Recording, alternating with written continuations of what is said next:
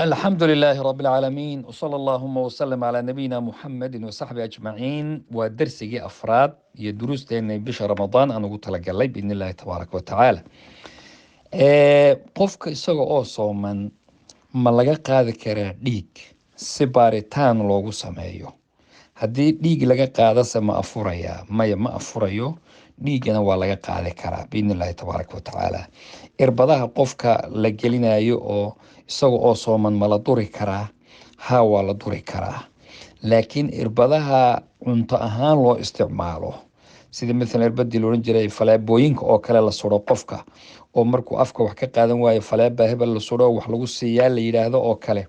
taa iyada waa lagu afurayaa maxaa jira cunto ahaan weeye iyadu laakiin wixii intaa ka soo haray irbadaha caadiga dhiig haddii lagaa qaado waxyaabaha noocaas oo dhan qofku u afuri maayo nacam maalin ramadaan ah haddii isbitaalka aad tagto oo lagu yidhahdo dhakhtarku ku yidhaahdo waa inaad afurto si aad u qaadato cilaajku waa dawo si laguu siiyo sida maalan kiniinadii iyo wixii lamid ah iyadoo maalin ramadaan ay tahay ma afuri kartaa yacni bimujarad inaad dawo qaadato ma u afuri kartaa haa waad u afuri kartaa wax dhibaato ana maloo dembi kuma jirtid asbaab sabab sharciya baad u afurtay marka qofku wuu samayn karaa insha allahu tacaala niyada waa in habeen walba la niyoodo oo rasuulku sala allahu calay wasalam baa waxaa ka sugan xadiid qofka aan niyada habeennimadii niyoonin soon uma jiro sidaas oo kale saas daraaddeed niyadu waa sidee ma nawaytu sooma qadin an adaa'i fardi shahr ramadaana lilahi tacaala iyo sidii wixii la aqrin jirayba mise niyadu waa un qalbiga inama alacmaalu binniyaat wey sideedaba niyadu waa qalbiga waana xadiidkaas saxiixa ee kutubta axaadiista iyo fiqiga lagu bilaabo 7 baab oo min abwaab alfiqi buu daliil u yahay xadiidkaasi inama alacmaalu binniyaat وإنما لكل امرئ ما نوى حديثك كبلابني marka acmaashu waa niyada marka ma aha wax talafud oo lagu hadlay ma aha sax marka niyadaas in la bariyo habeen walba la niyoodo culimada qaar waxay yiraahdeen habeenka ugu horeeya bisha ramadaan baan niyoonayna marka bas weey qofku mar dambe ma soo celinay halka habeen baa wixii oo dhan waa xiriir isku wada xiran qoliyaha kale waxay yiraahdeen maya cibaadada habeen waliba waa cibaado gooni ah caawa markaad soomayso xalay maaha soonka yani wuu ka duwan yahay marka habeen walba cibaado waliba niyad gaara ayay u baantay wa ficlan sidaasana saxo habeen walba niyad gaara u baan niyadu marka ma inaan fadhiisto oon niyoodo oon idhaahdo caawa waa inaan niyoodo miyaa maya sharti ma aha maadaama aad afurayso maadaama aad suxuur samaysanayso maadaama aad salaadii taraawiixdii iyo tahajud u taagan tahay jawiga dhanood ku jirtaa jawi soon uu yahay qofku waa niyeysan yahay niyada intaasa ugu filan biidni illaahi tabaaraka wa tacaala ayib haddii qofku uu arko ruux wax cunaya maalin ramadaan dadkii oo sooman baa waxaad aragtay qof wax cunaya maxaad samaynaysaa isagu waaba halmaansan yahayba qofkaas ma u sheegi mise waan ka aamusi waxaad maqli jir waagi hore iyadoo la yidhahdo ka aamus ilaahay baa quudiyey adigu iskaga aamuso intii shib laga yidhaahdo qofkaasuu ka dhargeeyo cuntada marka waa kala labo masaladaasi horta koow isaga ilaahay baa quudiya waa sax inama saqaahu llahu ilaahay baa cabitaanka iyo acamahu llahu wasaqaah rabbi baa cuntadaa siiyey rabbi baana cabitaanka u qadaroo siiyey laakiin adigu waxa aad u jeedaay waa munkar marka munkarkana aad aragtana waa inaad nahyido ood reebto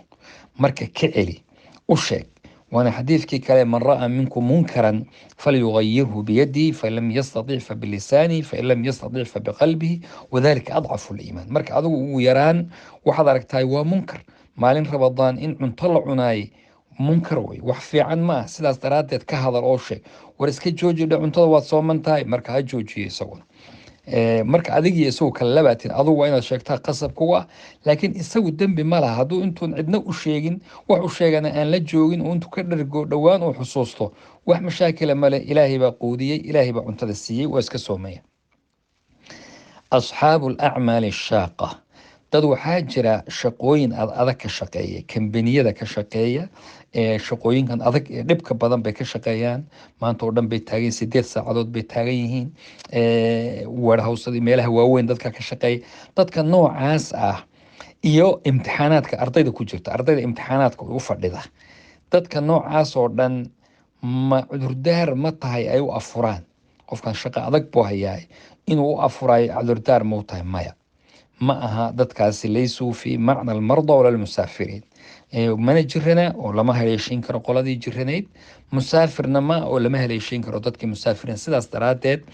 acmaashaas iyo shaaqada iyo kambaniyada laga shaqeeyey iyo imtixaanaadka loo fadhiyo looma afuri karo, oo sabab loo afuro ma aha biidni illaahi tabaaraka wa tacaala. gabdhuhu ma isticmaali karaan wax la yidhaahdo alxubuub mathalan, ama irbad dhiigga ka joojisa bisha ramadaan? hadday rabto inay la soonto dadka, irbad ma isku dhufan kartaa? irbadaa jira la qaato oo dhiigga dib u dhigaya, ama kiniin baa jira la qaadan karo oo dhiigga dib u dhiga, ama xajkayba rabtaaba in dadka la xajido. ilaan ummadda la socodkeeda oo la soomideeda iyo la xajinteedu faa'iidaa ku sugan. waa dareemi karaysa, maalin dhaweyd gabadh baa xajka waxay u socotay cumrada, marka subaxii ay baxaysay bay soo wacday iyadoo markaa uu ku dhacay dhiiggii. marka dee waa walwal baa qofkii galay. inta maalmaha la joogayaba 10 beri bay maalan soo joogayaan, ama waqti yaroo kooban, 10kaa beriba waxaa suuragal dhiiggii inuu hayo. gabadhiina xajkii waxay u socotaa cumradii oo inay soo dawaaftay rabtaa, marka waa hawl adag. marka qofka suuragal ma tahay inuu isticmaalo? haa, sharciga islaamka waxaa la yidhahdaa waa suuragal, wax diidaya ma jiro. waa haddii dhakhaatiirta lagala tashado oo ay kuu sheegaan inaan wax dhibaato ah kaaga imaanaynin irbadan. ilaan irbadan dhiiggii bay kugu celinaysaa, marka dhibaata ma ka iman caafimaad. haddii dhakhaatiiru yidhaahdaan waxba ka iman maayo, sharcigana wax dhibaata ah male, waad qaadan kartaa. wallahu aclam.